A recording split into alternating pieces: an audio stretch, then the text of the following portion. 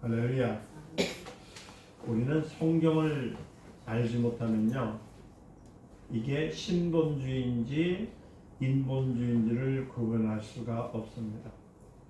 마태복음 5장에 보면은 심령이 가난한 자는 복이 있나니 저희는 천국이 제 것이라 했었는데, 이 말씀을 자칫 잘못하면은 이렇게 되는 겁니다. 뭐냐면 내가 죄악과 모든 것들을 버리서만이 천국을 소유할 수 있다라고 이렇게 단정을 하게 되는 거예요. 근데 심령이 가난한 자는요, 우리가 될 수 없어요. 우리는 죄의 덩어리입니다. 욕심의 덩어리예요. 모든 것을 취하려고 하고, 그 다음에 보암직스럽고 먹음직스럽고 또 아름다운 것을 따먹은 그 죄인의 혈통이에요. 그래서 인간은 거기서 벗어날 수가 없어요. 그 심령이 가난한 자는 복이 있나니 했을 때, 여러분 착각을 하면요, 내 몸에서 있는 것들 다 없어지면 천국이 내 것이다 생각하는데요, 오해입니다. 성경은 여러분들에게 오해가 되지 않도록 창세기서부터 계시록까지 그리스도의 피로 덮어놨어요. 그리고 예수 그리스도라는 그분을 그 완전 롤 모델로 만들어 놓으셨어요. 그래서 그것을 볼 수 있도록 만든 것이 뭐냐면 십자가입니다. 십자가의 공로, 십자가의 은혜를 통해서만이 알 수 있는 것. 그래서 우리가 신본주의적인 사상을 갖고 있느냐, 인본주의적인 사상을 갖고 있느냐는 어떻게 알 수 있느냐. 금방 말씀드린 것처럼 우리가 아는 마태복음 5장에 있는 것도 심령이 가난한 때에 그 심령이 가난한 자가 누구냐를 알아야 되는 거예요. 자, 다시 말씀드립니다. 성경은 여러분들이 도덕이나 윤리나 여러분들이 이 땅에서 모범적으로 살으라고 만들어 놓은 책이 아니라, 거기에는 오직 한 분 예수 그리스도를 소개한 것이 성경입니다. 그래서 마태복음 5장에서 심령이 가난한 자는 누구냐면 예수님이십니다. 예수님이 심령이 가난한 자로서 천국의 주인이십니다. 그러면 우리는 이 말씀을 어떻게 받아들여야 되느냐? 이제 다음에 제가 마태복음을 이제 강의를 할 거예요. 좀 길지만은 강론을 할 때 여러분들이 또 깨달으신 분도 있지만, 오늘 제가 이 서두르서 이 말씀을 드리는 이유는 성경을 오해하지 말라는 겁니다. 예수님께서는 자기가 하나님과의 동등됨을 취하지 않냐고 이 땅에 오셨죠. 내려오셨을 때는 뭐 때문이냐면 자기를 비우신 거예요. 가장 낮고 천한 인생들이 오셨을 때 그 모습이 심령이 가난한 겁니다. 영이 가난하다는 거예요.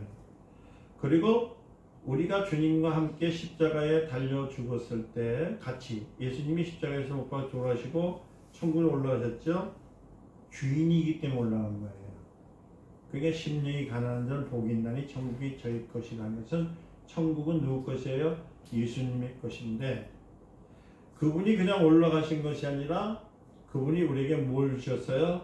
생명을 주셨기 때문에 내 안에는 주님 것으로 채워졌기 때문에 나도 심령이 가난한 자가 되어야만이 천국을 소유할 수 있는 겁니다. 아멘.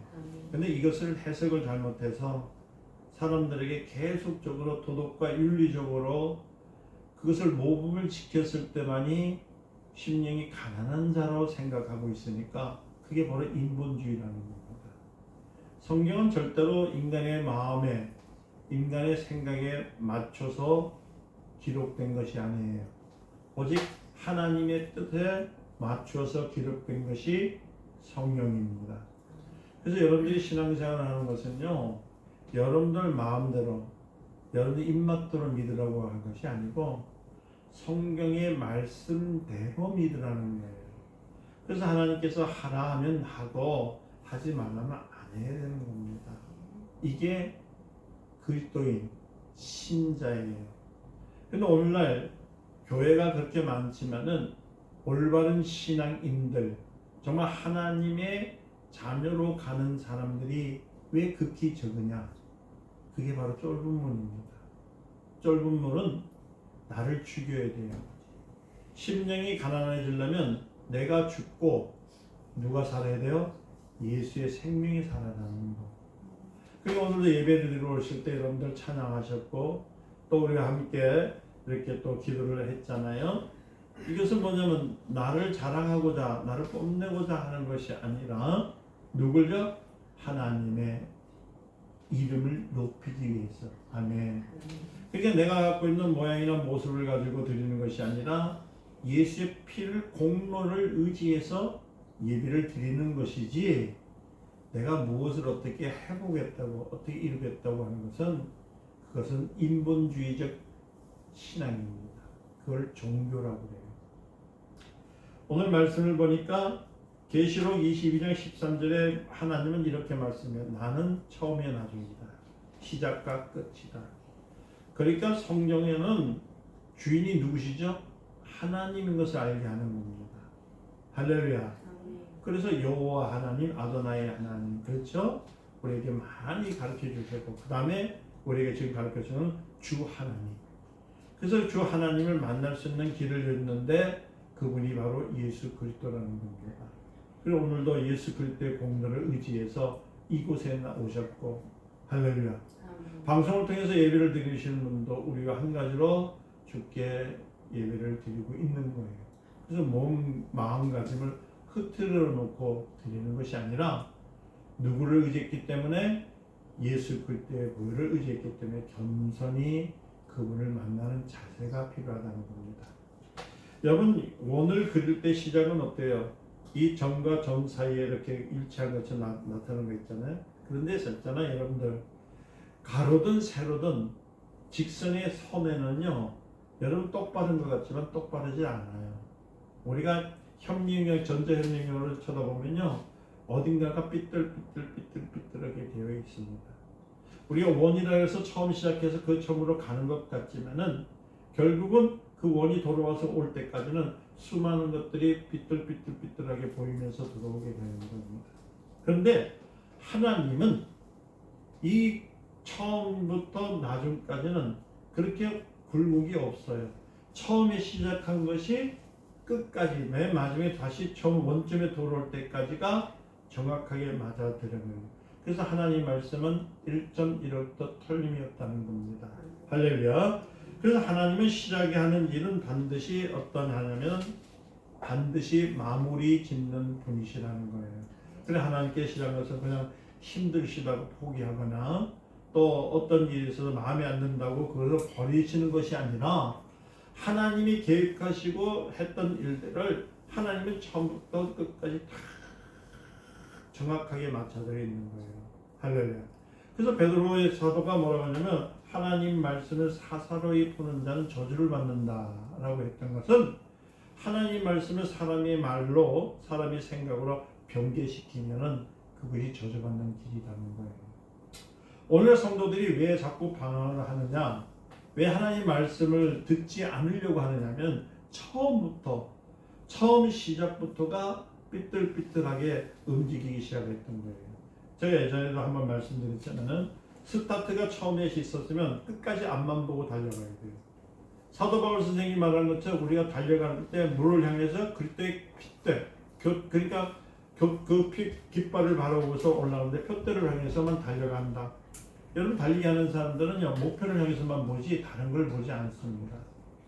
그것처럼 바라가야 되는데 이게 처음부터 그것을 보지 않고 옆에 있는 사람들 광중을 본다든지 주변의 것을 보게 하려면 가긴 가더라도 좌우로 흔들리기 때문에 똑바로 가는 사람보다는 어떻게 힘이 드는 거예요.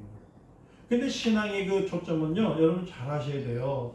처음 스타트가 처음부터 잘 나가야지만이 계속적으로 주님을 의지하면서 나가는데 이 첫 스타트를 잘못 가게 되면 예를 들어서 그 갔던 것이 예를 들어서 심리를 갔다면 심리를 다시 돌아와야만이 원점을 가는 거예요.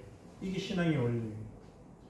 그래 많은 분들이 나 신앙생활 10년 했습니다. 20년 했습니다. 30년 했습니다. 자랑하는데 자랑할 것이 하나도 없다는 것은 뭐냐면 처음부터 우리가 예수 그리스도로 하나님을 사랑하고 얘를 하나님의 능력으로 통해서 살아가는 사람 같으면 그래도 돌아올 길이 없잖아요. 처음으로 가니까. 그래서 하면 실패가 없어요. 바람이 불든지 태풍이 오든지 여러 가지 뭐 어떤 환란이 오더라도 오직 믿음으로 주님을 바라보고 나가는데, 근데 잘못된 말씀과 잘못된 생각으로서 인본주의 사슬을 가져서 옆길을 가려면 결국 앞으로 가기 위해서는 옆으로 갔다가 다시 돌아와서 가기 때문에 얼마나 힘든지를 모른다는 거예요. 그래서 잘못된 고정관념을 가진 사람이 신앙생활을 하는 것은 그야말로 자기 스스로의 멍에를 메고 가는 사람 같아요. 얼마나 무서운 거예요. 그래서 예수님께서 뭐라냐면 수고하고 무거운 짐자들아 다 내게 오라. 내가 너희를 쉬게 하리라. 다시 말씀드리면 내가 짊어지었던 그 어떤 생각이라든지 잘못되었던 것을 빨리 누구한테요? 예수님 앞에 내놓아야 되는 거예요. 주님이 말씀하시면 네가 내 안에 내 말이 너 안에 라고 합니다. 처음부터 예수님은 마태복음뿐만 아니라 신약 성경에서부터 그 마지막 때까지는 뭘 얘기하냐면 네가 내 안에 라는 것은 뭐냐면 어떤 의미가 해서 네가 내 안에냐면 이런 말씀에서의 의미입니다. 다시 말씀드리면 예수님이 십자가에서 들어가실 때 그 십자가에서 못 박히실 때에 양손과 양발에, 그렇죠? 옆구리에, 그 다음에 머리에 채찍에 맞았던 그것처럼 죽으심을 맛봤던 것처럼 여러분들 자체는 죽어야 되는 거예요. 그래서 우리는 교회에서 뭘 행했냐면 세례식이라는 것을, 세례의식을 가르쳐 주는 겁니다. 근데 이 세례의식을 그냥 하나의 의식으로서, 의례로서 생각하다 보니까 죽으려고 안 해. 전부 살아있어가지고 주님 앞에 들어가지 못하니까 마치 성령뜰만 밟고 돌아가는 사람들이 되다 보니까 신앙생활이 얼마나 개떡같은지, 세상 말로 하면 개떡같아요. 그냥. 그러니까 환란이 오고 어려움이 있을 때 누구를 의지하지 못하냐고요? 예수님을 의지하지 못한 이유가 내가 네 안에, 내 말이 네 안에, 할렐루야. 네가 내 안에, 내 말이 내 안에. 이 말씀이 성립되지 않기 때문에 환란이 오는 것이고, 할렐루야. 어둠 속에 거할 수밖에 없는 것이 그 안에 있다는 거예요. 로마서 5장 14절에 아담은 누굽니까? 오실 자의 표상이라는 것처럼 첫 아담은 마지막 아담에 대한 뭐냐면 예표입니다. 마지막 아담이 누구세요? 예수님이시거든요. 그래서 성경은 다 예언이 되어 있는 거예요. 다시 말씀드립니다. 기독교는 종교가 아닙니다. 아니 목사님들 중에서 기독교는 종교라고 얘기해요. 종교가 아니에요. 여러분 모든 종교의 시작은 계시가 아니라 어떤 한 사람의 체험을 갖고 시작하는 거예요. 그러니까 산속에서 도인들 아시죠? 도사들이라든지 누군가가 뭔가를 하늘 깨닫기 위해서 올라가지고 자기가 생각으로 뭔가 체험됐던 것이 있을 때 그거를 만들어진 것이 종교입니다. 그 사람이 자신의 체험을 몰입하면 그 체험은 일종의 뭐가 되냐면 미신이 되는 거예요. 그러니까 누구들 아시나? 미신이 뭐예요? 귀신을 보았다 하고 막 그저 사람들의 앞날을 맞춘다 하고 막 그런 식으로 하잖아요. 자, 그러다가 그 사람을 따른 제자들이 스승의 체험을 체계화하려고 교리를 만듭니다. 그래서 미신이 보편성을 갖게 되면 어떤 일이 생기냐면 그게 고등 종교가 되는 거예요. 그 고등 종교가 된 것이 뭐냐면 여러분 잘 아세요. 사주팔자 있죠? 관상 보는 거. 그게 고등 종교입니다. 사람이 심령을 깨뜨린다는 거. 이게 종교예요. 그러나 개인의 체험이 보편성을 획득하지 못하면 그것은 그냥 미신이에요. 그러니까 아유 믿어도 되고 안 믿어도 되고 혹은 신비주의로서 끝나고 마는 겁니다. 야, 저 사람은 뭐라고 앞날을 볼 수 있대. 저 사람 미래를 예측할 수 있대. 이게서 끝을 내게 되는 겁니다. 사회적인 측면에 볼 때는 종교는 여러분 어떻게 보면 나쁘진 않아요. 왜냐하면 사람들의 마음 불안한 것들을 해소시키기 위해서 나타나는 것이 종교이기 때문에. 사람들은 종교 생활을 통해서 나름대로 인생의 의미를 부여를 받습니다. 마음의 위로를 받습니다. 종교는 또 뭐냐면 도덕과 윤리를 강조해요. 그래서 여러분들 아시잖아요. 점쟁이들이 꼭 가면은 뭘 잘 집어내냐면 불륜 관계 있는 걸 잘 집어내. 남편이 바람 피웠지, 뭐 이런 거. 사업해 먹는데 내가 어디 가서 노름해서 사업됐지, 이런 거 잘 알아요. 왜? 도덕성이나 윤리적으로서 사람들의 마음을 위로하는 것들 통해서 그들의 마음을 갖고 종교성이라는 그런 것이라는 겁니다. 이거 어느 사회에서나 종교는 범죄를 낮추고 사람의 악한 마음을 절제시키는 데 중요한 역할을 하는데, 때로는 이 종교는 사람의 마음을 이용해 가지고요 그 사람을 더 악한 구렁이를 잇는 그 방법의 수단으로 쓸 때가 있답니다. 그래서 이 종교는 어떻게 보면 사람들에게는 양날의 검처럼 좋을 수도 있고 나쁠 수 있는 겁니다. 그런데 이 종교에서는 모든 것을 다 갖춘 것 같지만 한 가지 없는 것이 있어요. 그게 뭘까요? 구원입니다. 종교가 추구한 것은 구원이 아니에요. 종교가 추구한 것은 개인의 수양입니다. 그러니까 불교나 이슬람이나 다른 그 종교인들은 전부 다 뭐하냐면 수양을 위해서 하는 겁니다. 그래서 기독교는 종교가 아니라고 말하는 이유는 바로 여기에 있는데, 오늘 많은 분들이 그렇잖아요. 요번에 빠꾸라는 그 개그맨이 그 불교 그 스님이 됐더만요.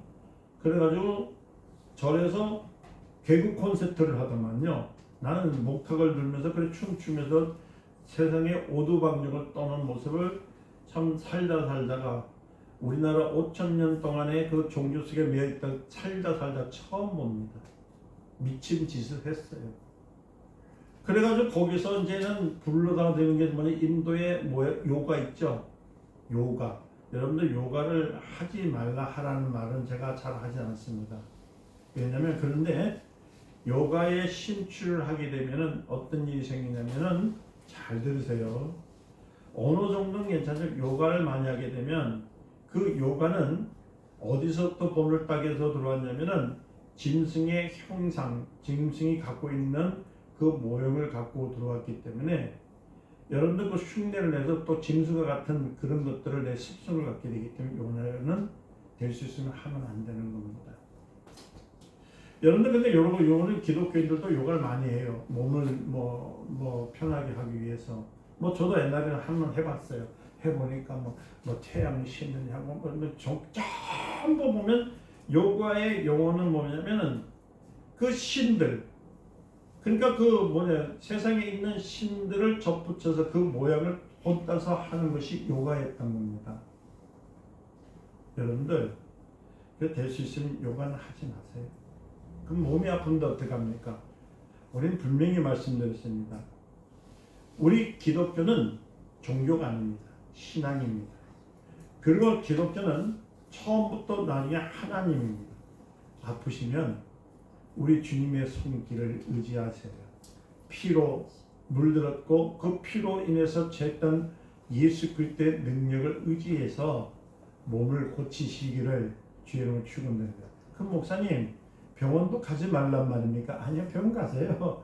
병원 가실 때 먼저 하나님께 기도하고, 여러분 어떤 사람이 돌팔인지 어떤 사람이 진짜 의사인지 몰라요. 하도 글로만 배워가지고 육체의 그 모든 모양을요 글로만 가지고 공부로만 가지고 그 다음에 약으로만 가지고 사람을 진찰하고 살다 보니까 요새 의사로서 내가 보지 못하는 이유가 거기 있다는 거예요. 그러나 우리를 머리끝 하나뿐만 아니라 심줄 하나뿐만 아니라 우리의 모든 세포 하나까지도 다 지으신 하나님, 아멘. 그분은 그의 피로 우리를 고쳐주시니, 아멘. 그러니까 여러분들 병원에 자주 가지 마시고 먼저 기도 좀 하세요. 아주 그냥 보면 단골들이 너무 많이 계셔요. 단골. 옛날에 말씀드렸지만은 단골레라는 말은 뭐냐면 무당을 만나는 거예요.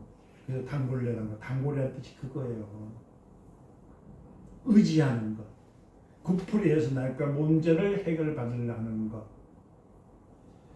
자, 조금만 더 들어갑시다. 자, 기독교는 그러나 기독교에서도 종교성은 있습니다. 종교는 아닌데 종교성은 있어요. 세상의 빛과 소금이 되라, 선하게 살아라, 이웃을 살아가 하는 가르침은 사회의 정화를 위해서 중요한 역할을 하고 있습니다. 그러나 기독교가 말하자 하는 그 수양이 아니라 기독교는 수양을 가리키는 게 아닙니다. 구원입니다. 구원입니다.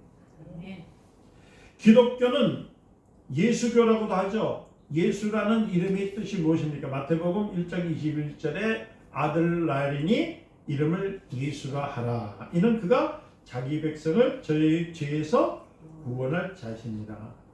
예수를 믿는다는데 우리 좀 여러분 다른 거 보지 마시고 예수를 믿는다는 것은 나는 구원받았습니다. 할렐루야. 난 죄에서 구원받았습니다. 할렐루야.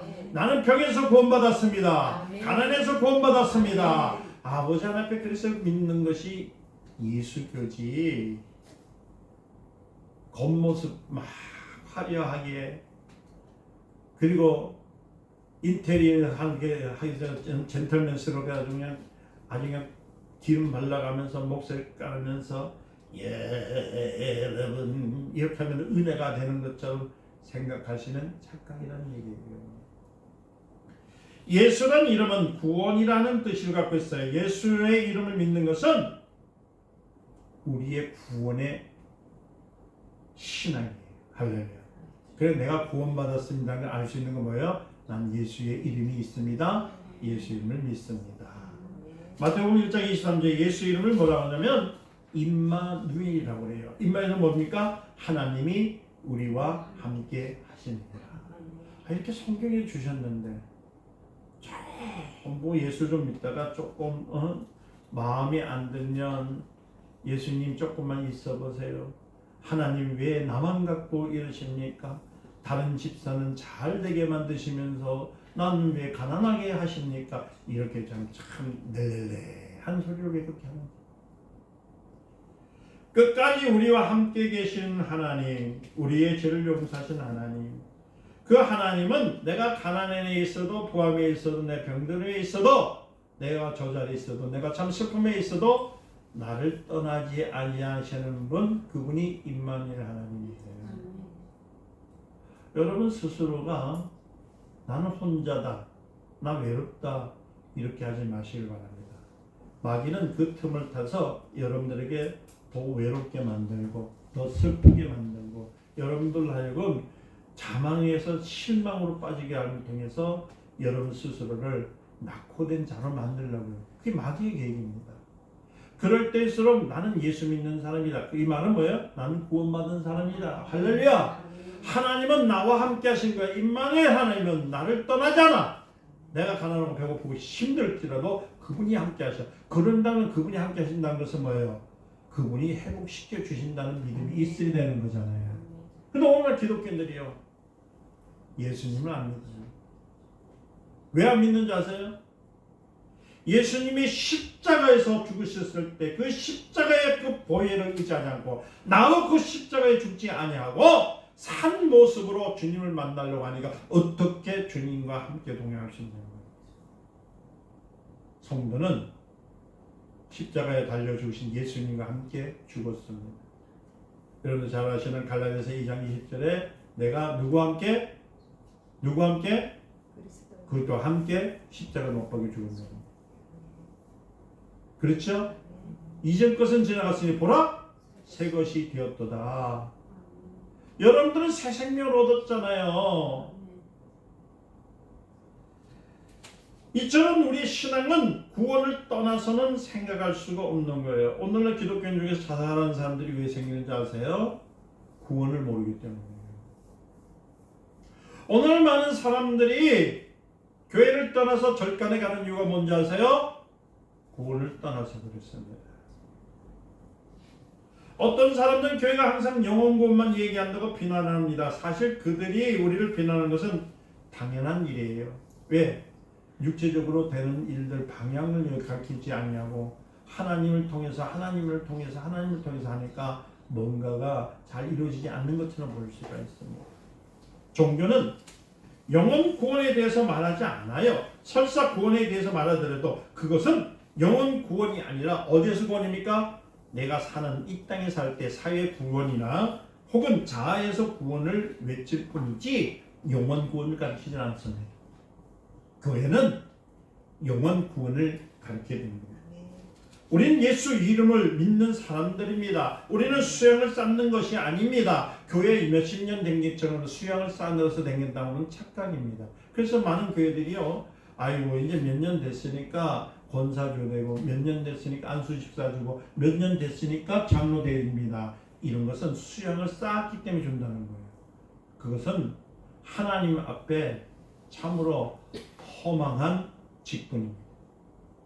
하나님은 그런 사람들의 직분 안 줍니다. 하나님께서 주시고자 하는 것은 수양이 아니라 구원받은 것에 확신이 있는 사람에 대해서 권사로 주시고, 안수집사를 주시고, 그 다음에 뭐 장로를 주시고, 목사를 만드시는 것이지 종교생활 하는 사람들이 주는 것이 아니라는 거예요. 종교는 개인의 체험으로부터 발전하기 때문에 종교에는 반드시 뭐가 있냐면 교주가 있는 거예요. 그럼 오늘 기독교 내에서도 교주가 얼마나 많은지 몰라요. 불교에는 석가모니라는 교주가 있어요. 이슬람교에는 뭐가요? 마호메드라는 교주가 있잖아요. 교주의 체험을 체계화하는 것이 교리입니다. 교리를 통해서 교주의 체험이 보편화되도록 만드는 거잖아요. 기독교는 교주는 있습니까? 없습니까? 없어요. 어떤 사람은 얘기하기를 예수가 교주가 아니냐. 그것은 기독교를 잘 알지 못하는 사람들의 이 얘기입니다. 기독교를 예수가 만든 종교라고 보는 사람은 예수를 교주라고 볼 수밖에 없습니다. 그러나 우리의 믿음의 근원은 예수로부터 출발하는 것입니다. 믿음의 근본입니다. 할렐루야. 교주가 아니. 요한복음 6장 38절을 보니까 예수는 내가 하늘에서 내려온 것을 내 뜻을 행하려는 것이 아니라 나를 보내시는 이 하나님 뜻대로 왔다는 거예요. 겟세마네 동산에서 기도할 때에도 내 아버지와 만일 합하시거든 이 잔을 내게서 피하게 하소서. 마태복음 26장 38절에 또 하나님 앞에 의지하잖아요. 빌립보서 2장 6절에 8절을 보니까 그는 근본 하나님의 본체시나 하나님과 동등됨을 취하지 아니하고 그저 오히려 자기를 비워 종의 형체로 가져 사람들과 같이 되었던 것처럼 예수님은 예수교의 교주가 아닙니다. 예수는 하나님 아버지 앞에 죽기까지 복종하기 위해서 오신 분, 자기 뜻대로 일하다가 깨달은 바가 있어서 종교를 창조하신 분이 아니라 아버지 뜻대로 이루기 위해서 오신 분, 그는 자기를 보내시니 뜻을 따라서 행하신 분. 그렇기 때문에 그는 내가 내 자유로 말한 것이 아니요 나를 보내신 아버지께서 나의 말한 것과 이를 것을 친히 명령하셨다고 요한복음 12장 49절에 분명히 말씀하고 있잖아요. 그러니까 종교를 의논하는 사람들은 한마디로 말씀드린다면 성경을 모르는 사람들입니다. 더 깊게 얘기한다면 성경을 인본주의로 풀다 보니까 예수님을 종교로 만든 겁니다. 또 열어보세요. 마태복음 17장 1절 5절 보니까 이때 예수님께서 변화산성에 올라가 있었잖아요. 그렇죠? 그때 베드로가 뭐냐면 주여 우리가 여기에 무엇을 짓겠다고요? 초막을 짓겠는데 셋을 짓겠다고 하잖아요. 하나는 누구를 위해서요? 모세를 위하여, 하나는 엘리야를 위해서. 그러나 구름이 덮이면서 구름 속에서 소리가 나는데 뭐라고 소리가 나냐면 이렇게 소리가 납니다. 내 사랑하는 아들이요 내 기뻐하는 자니. 이 음성은 예수님께서 들으셨지만 오늘날 우리에게도요 주님께서 하시는 내 사랑하는 자녀요 너는 내가 기뻐하는 자라 음성을 들으려면 내가 주님의 뜻을 위해서 나를 낮춰야 된다는 겁니다.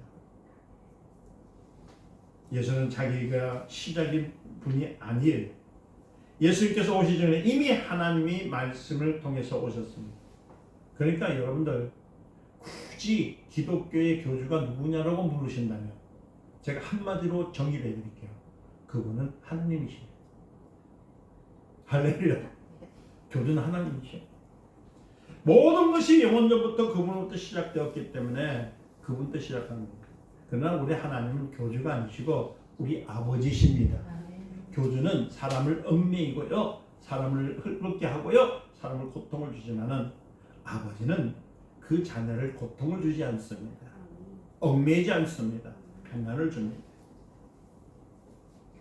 그래서 우리의 신앙점은 어디서부터 시작되느냐? 하나님 참 말씀부터 시작돼야 돼요. 그러니까 말씀을 모르면서, 말씀을 의지하지 않으면서, 말씀의 중심에서 벗어나면서 어떻게 기독교의 신앙을 전수한다고 생각하고 있냐는 거예요. 그래서 우리 신앙의 말씀은 신앙 혹은 계시 신앙이라고 해요. 어떤 계시? 하나님 말씀을 의지하는 신앙. 그것을 계시 신앙이라고 합니다. 하나님 이래 반드시 뭐가 있어야 돼요? 하나님은 말씀이 있었던 거예요. 그러니까 여러분도 아시죠? 태초에 천지를 창조하실 때 제일 먼저 하는 것이 빛이 있으라. 할렐루야. 창세기 1장을 통해서 우리 하나님께서 창조하실 때 첫날에 빛이 있으라고 말씀하시니까 빛이 생기잖아요. 둘째 날에는 물 가운데 궁창이 있으라 하시니까 궁창이 생기잖아요. 셋째 날에 물이 드러나니까 물이 드러났잖아요. 넷째 날에는 다섯째 날, 여섯째 날 하나님께서 말씀하신 대로 이루어진 것처럼 하나님 말씀은 1.1도 틀림없고 안 이루어진 게 없다는 거예요. 모든 종교는 먼저 교주가 체험하고 나중에 그 체험에 대한 이론화를 하는 겁니다. 그렇게 해보라고. 그러니까 여러분들 절간에 가보신 분들 있으시죠? 예, 전 놀러 가봤습니다. 네, 들어봤는데 옛날에 우리 그거 아시잖아요. 저 뭐 강강술래 하는 것처럼 그 뭐라고 해서 탑을 돈다는 거는 그거 왜 그럴까요? 그거 어디서 나왔을까요? 자, 불교의 교주 누굽니까? 부타죠? 부처. 그렇죠? 그러니까 그가 보리수 나무 밑에서요 굶으면서 뭘 했냐면 그 환상적으로 깨달았던 것들을 뭐로 썼어요? 불경이라고 썼잖아요. 경이라는 말 썼을 때는 뭐냐면 자기가 체험한 걸 쓴 거거든. 귀신이 쓴 것을 다 사후세계를 보게 해서 다. 근데 참 안타까운 것은 이 부타께서 왜 먹지 말아야 떡을 잡숴가지고 얹혀서 죽으셨습니까? 보수 밑에서. 그것도 금식 잘 해놓고. 참 어리석은 거예요. 종교는 뭐냐? 자기가 깨달은 것을 사람들에게 너도 그렇게 깨달으라고. 내가 이렇게 올랐으니 너도 그렇게 하라고. 그러니까 어떤 분이 저기 어디요? 어느 그 암자 가면 한쪽 다리를 그렇게 몇십 년 있었습니까? 나는 한쪽 다리를 들고 내가 10년 있었습니다. 그러니까 어떤 도사 땅에 아이고 그까진 거 가지고 도를 깨닫다 생각하십니까? 나는 두 다리 다 들고 서 있습니다. 그럼 어떻게 서 있습니까? 앉아 있었지요. 이해되세요? 엉덩이가 땅에 있고 다리는 들고 있었다는 얘기예요. 그리고 두 다리 다 들고 있는 거니까요. 아니 이러면서 그걸 당신도 그럼 어떻게 하겠습니까? 하니까 그럴 때부터 이제 돌을 닦으시오. 이게 종교예요. 근데 기독교는 그렇게 안 해요. 예수님께서 여러분들에게 죄를 씻어주신다는 때 여러분들을 보고 스스로가 네가 죄를 졌으니까 네가 사람들에게 사기를 쳤으니 너도 사기를 당해라 이렇게 주신 법이 없어요. 예수님께서 너에게 네가 사람을 쳤으니까 너도 또 쳐라. 옛날 구약시대 때는 이는 이로 눈은 이로 했지만 예수님께서 오실 때는 어떻게 하냐면은 그것을 하나님의 사랑으로 받아준 겁니다. 아멘. 내가 한 거 없어요. 종교는 주는 대로 받은 대로 갚아주는 게 종교지만 기독교는 뭐냐면 왼뼘을 때리니까 오른뼘도 되는 것처럼 할렐루야. 하나님 앞에 끊임없이 달려와서 나를 살려다 할 때 100번이고 1000번이고 살려주는 것이 기독교입니다. 이게 신앙이에요. 십자가에 달린 것도 말씀에 따라서 이루어지고 그 분이 십자가에 달렸을 때 뭐 훈련해서 뭐 다른 일이 있어서 그런 것이 아니라 그분은 어떻게 해서요? 아버지의 뜻을 위해서 돌아가셨잖아요. 그래서 베드로전서 1장 18절과 20절에 예수 그리스도의 피에 대해서 하나님께서는 창세전에 미리 아시고 준비하셨다고 하잖아요. 또 창세기 3장 15절에 여러분도 아시잖아요. 여자의 후손이 마귀의 머리를 밟는 것도 여기에서. 그런가 하면 구약시대 사람들이 율법 아래에서 소와 양과 비둘을 잡아서 피를 흘린 것도 누구를 통해서 장차 그리스도께서 받을 고난에 대해서 예언한 거잖아요. 그래서 마태복음 16장 21절부터 23절에 예수님께서는 자신이 예루살렘에 올라와서 죽으심을 당하시고 부활하신 일에 대해서 제자들에게 말을 하잖아요. 내가 이제 예루살렘을 떠나서 아멘 이제 죽으러 간다. 그죠? 다 뭐예요? 하나님의 말씀에 예언해서 이루어진 거예요. 지구의 모든 사람들은 모든 종교들은 경전이라는 것을 갖고 있잖아요. 그러한 경전들은 대부분 수양과 관련된 교리로 되어 있습니다. 그러나 교리는 인간의 도덕과 윤리, 양심과 속성에 대해서 길들여지지만은 인생을 어떻게 아름답게 가꿀 수 있는가는 다루지는 않습니다. 그런데 성경에는 구약과 신약으로 구분된 것은 성경은 뭐로 이루어진 거예요? 하나님의 약속으로 이루어진 겁니다. 할렐루야. 반드시 되어진 일들에 대해서 예수 그리스도께서 이 땅에 오신 것은 그냥 오셨습니까? 약속으로 오신 거예요. 그는 성경을 가리켜서 너희가 성경에 대해서 영생을 얻는 줄 생각하고 성경을 상고하거니와 이 성경이 곧 내게 대하여서 증거하는 것이라고 요한복음 5장 39절에 기록되어 있잖아요. 제가 한 거 아니잖아요. 아니 이렇게 많은 증거가 있는데 왜 자꾸 세상 것을 가르치려고들 애를 쓰는지 모르겠어요. 또 거기에 빠져가지고 그냥 좋다고 렐렐레 해가지고 그냥 제2, 제3의 종교를 교주를 만들기에 휩쓰고 있는 그들이 얼마나 불쌍한지 모른다. 바울이 베레아 지방에 가서 예수 증거할 때 베레아 사람들은 과연 그런가 하면서 날마다 뭘 했다고요? 성경을 상고했고 결국 많은 사람이 예수 그리스도를 성경에 약속하신 분으로 믿었다는 거예요. 오늘날 우리가 신앙생활할 때 왜 좌우로 흔들리냐면 예수를 그냥 한 성인으로 알고 남이 믿는 분으로 알기 때문에 즉 종교성을 가지고 예수를 믿게 보니까 참 예수님에 대해서 모르고 믿는 거예요. 예수님이 어떤 분이시라는 것을 알아야 돼요. 그분은 성경에서 약속대로 오셨고 약속대로 천국을 가셨고 약속대로 다시 오실 분. 할렐루야. 그리고 약속대로 우리를 하나님 나라에 이끌어 가실 분인 것을 믿으면 어찌 여러분의 신앙이 좌우로 흔들릴 수 있겠냐는 거예요. 주일날 교회 오는 것을 장량치러 오신 건가요? 놀러 오셨나요? 아니에요. 약속을 믿고 올 때 진정과 신령으로 주님께 예배를 드리는 거예요.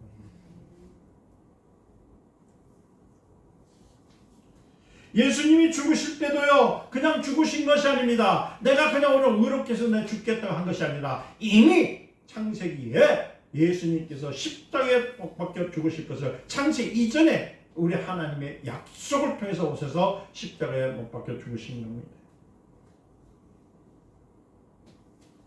그것이 보니까 예언들이요 다 맞았다는 거예요.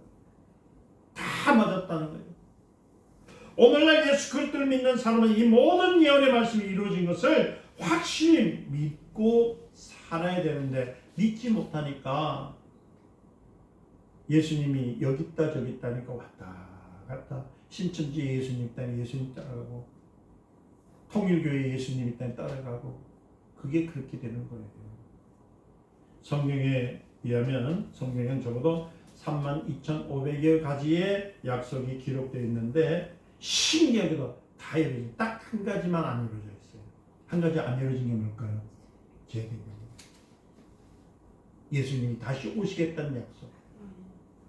그러니까 여러분들이 지금 오늘날 신앙생활하는 사람들에게 무슨 뭐 돌멩이를 짊어져라, 물에 몇 번 빠져라, 뭐 탑을 몇 바퀴 돌아라, 뭐 산꼭대기 올라가가지고 옷을 벗고 다니더라 이거 아니야. 다 이루어졌고 우리는 믿는 건 뭐라고요? 다시 오실 예수 그리스도를 믿는 거잖아요. 그분을 믿으면서 그 나라 하나님이 약속하신 나라 주님께서 올라가실 때 내가 천국을 예비하러 가노니 할렐루야. 너희들 있을 곳을 예배하러 간다잖아요. 그곳에 내가 가는 것 약속을 믿는 사람이 천국에 가는 것이지 어느 교회 어느 교단 어느 목사 큰 교회 화려한 교회 그걸 통해서 천국 가는 것이 아니라는 것을 아시라는 거예요. 아멘. 약속을 믿는 자만이 하나님 나라에 가는 것이지. 그러니까 오늘날 여러분들요, 죄송한 얘기지만 믿는 자 같으나 믿지 못한 자들이 얼마나 많은지, 불쌍하지 않는 자 같으나 불쌍한 자들이 얼마나 많은지, 무엇을 믿는지 모르니까요, 결국은 자기가 천국에 갈지 어디 갈지도 모르고 낼렐레 하다 마귀가 이리 와 하면 따라가는 사람들이 얼마나 많은지.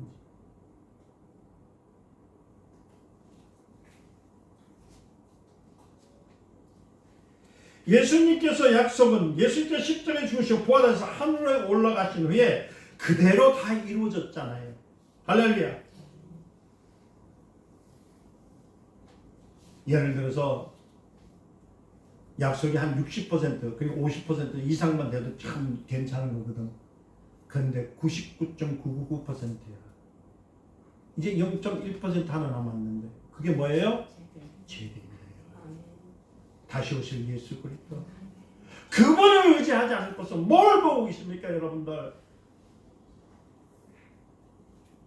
교회의 화려함을 보면서 나는 가서 뽀대를 지내고 화려한 옷을 입고 금가락지와 금목걸이를 하는 사람들은 내 앞에로 오시고 가난한 자는 저리로 가라는 그런 곳을 여러분 마음을 두고 살려고 하십니까? 여러분들이 생명이 있으면 생명을 위해서 살아야지.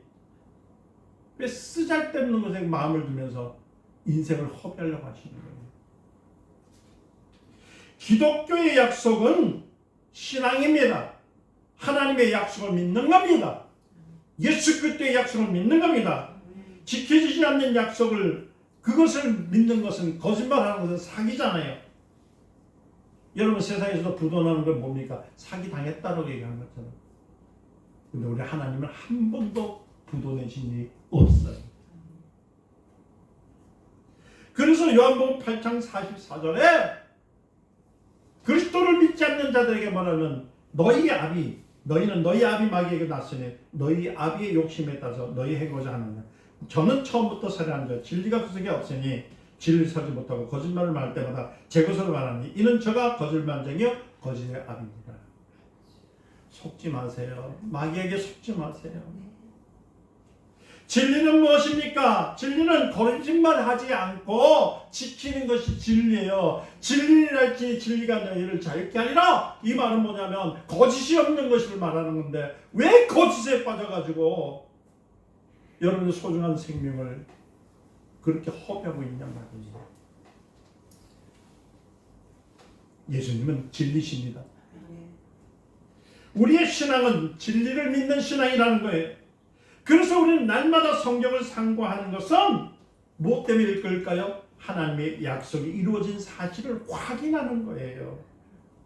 구약 때 했던 것이 이루어진 것, 또 신약 때 했던 것이 이루어진 것, 다 이루어진 사실을 우리가 믿는 것. 아멘. 민수기 23장 19절에 하나님은 인생이 아니시니 시건하지 아니고 인자가 아니시니 후회가 없으시다. 어찌 그 말씀하신 바 행치 아니시며 하신 것을 말씀을 행하지 아니하느냐. 진짜 예수님 믿으세요? 진짜 믿으세요? 진짜 믿으세요? 내가 볼 때는 제가 넬렐레 하는 말을 쓰는 건 이분 말입니다. 넬렐레라는 뜻이 뭐냐면 정신이 없는 사람 말하는 거예요. 꽃단 사람. 예수 믿으십니까? 예, 꽃단. 예수 믿어요. 예수 믿어요. 아이고. 전부 다 꽃잔치 다 됐네. 다 꽃거든요. 자기가 뭘 믿는지도 몰라.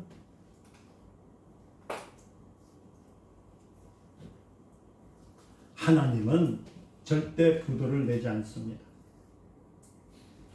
성도는 하나님께서 명령하신 복을 거절하지 말고 아멘으로 받아들여야 돼요. 신앙이 무슨 장량이십니까? 하나님 약속이 장량입니까? 여러분들은 장량 친다 할지라도 하나님은 시건하지 않으시는 정직하신 분이기 때문에 장량이 없어요. 제가 그래서 우리 목사님들 만나든지 하면 꼭 그래요. 근데 요 목회자들이 얼마나 농담을 잘하는지 금방 앞에서 얘기해놓고 말이야. 그거 내가 그렇게 했습니까? 그 농담을 했는데. 아니 목사 입에서 그래요.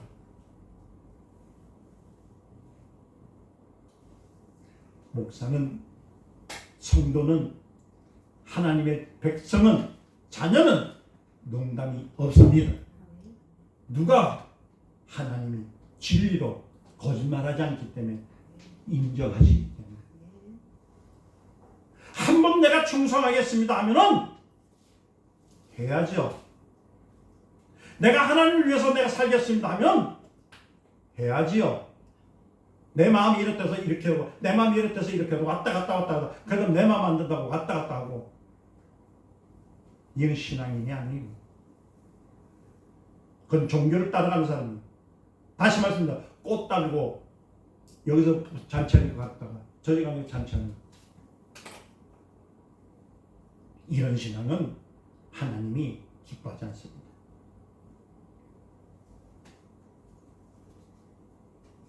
하나님의 일은 언제나 약속을 따라서 이루어지는 거예요. 약속을 따라서.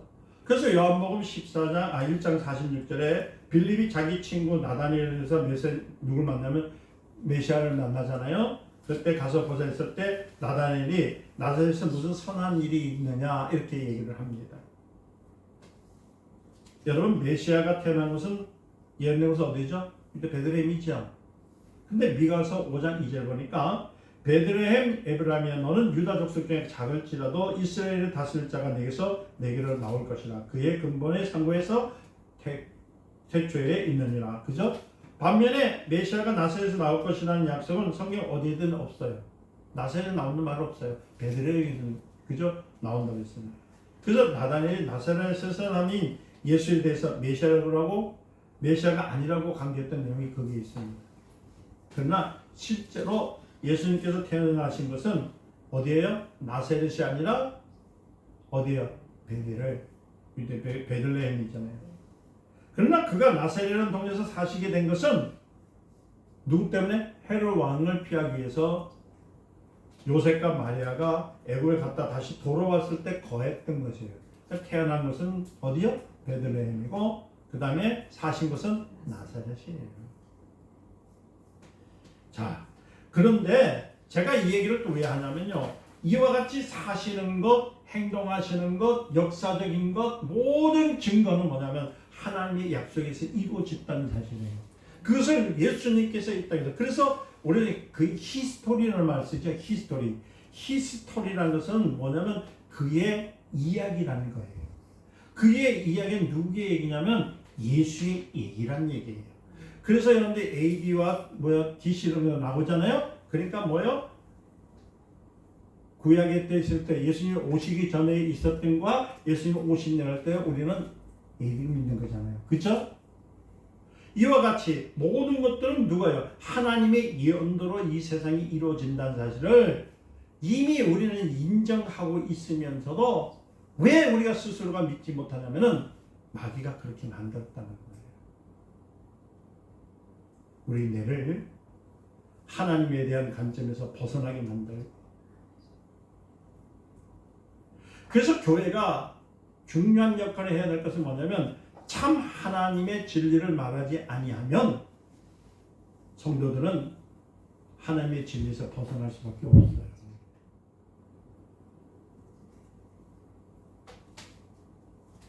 그러므로 오늘 말씀을 했죠. 예수님께서 마태복음 11장 13절 14절 보니까 예수님 모든 선지자와 및 율법에 의한 것이 요한에까지니 만일 너희가 즐겨 받으신데 오히려 한 엘리야가 곧 이 사람이라 했을 때에 예언대로 오신 분이 누구라고요? 예수님이. 자, 다시 말씀드립니다. 여러분들은 참 예수님의 하신 일들을 믿습니까? 그렇다면 지금부터는요, 다른 것 하지 마세요. 이 설교는요, 제가 여기서 끝을 낼 거예요. 오늘 말씀 마태복음 11장 2절부터 19절까지의 말씀은 다른 것이 아니라 진리랄지 진리가 너희를 자유케 하는 것은 진리는 약속을 변치 않는 것. 자, 신앙은 뭐라고요? 하나님의 약속을 믿는 것. 할렐루야. 부도나지 않는 약속을 믿는 것. 그게 예수의 은혜가 얼마나. 다른 사람이 내 형제나 내 친척, 분명히 부모 형제도 사기치고 돌아다니는 사람 얼마나 많아. 그러나 하나님은 한 번도 우리를 사기친 적이 없어요.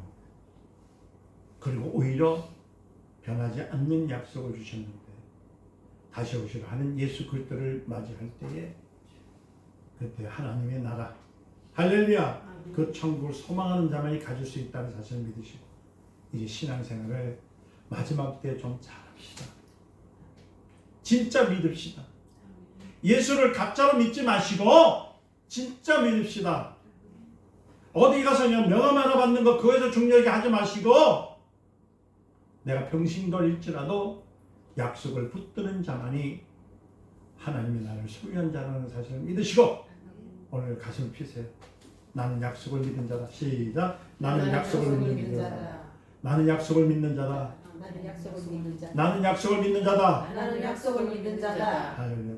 우리 다시 오신 예수 그리스도를 바라보며 하나님의 말씀을 꼭 지키시기를 축원드립니다. 다시 한번 강조하지만은 하나님의 약속은 한 번도 어긴 적이 없어요. 성경을 왜 읽어야 된다고요? 이루어진 사실을 믿으라고 하는 거예요. 근데 한 가지 안 된 건 뭐라고요? 재림이에요. 주님 오셨거든요. 이 사실을 꼭 믿으셔서 진짜 예수, 진짜 신앙이 되어 주께 영광 돌리며 다시 올 예수 그리스도를 맞이하시는 저 여러분 되시기를 예수 축원드립니다. 사랑합니다. 주를 경외합니다. 주님의 사랑 가운데 거합니다. 주여 우리에게로 주님의 약속을 믿사오니 성령이여 인도하시고 도와주시옵소서. 예수님의 이름으로 기도드립니다. 아멘.